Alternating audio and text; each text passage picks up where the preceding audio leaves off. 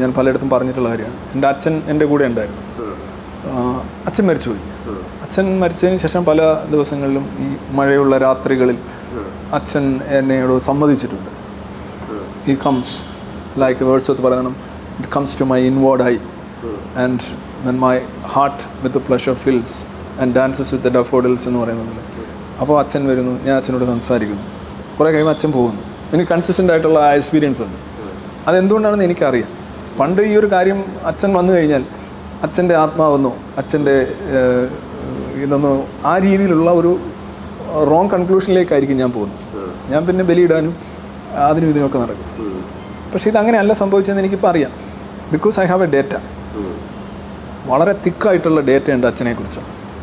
ഞാൻ ഉറങ്ങുമ്പോൾ സ്വാഭാവികമായിട്ട് അത് പ്ലേ ചെയ്യാണ്. ഇപ്പോൾ കുറഞ്ഞു വരികയാണ്. അന്ന് ആ അച്ഛൻ മരിച്ച കാലയളവിൽ വലിയ തോതിൽ അച്ഛനുമായിട്ട് എനിക്ക് സമ്പർക്കം ഉണ്ടായിരുന്നു.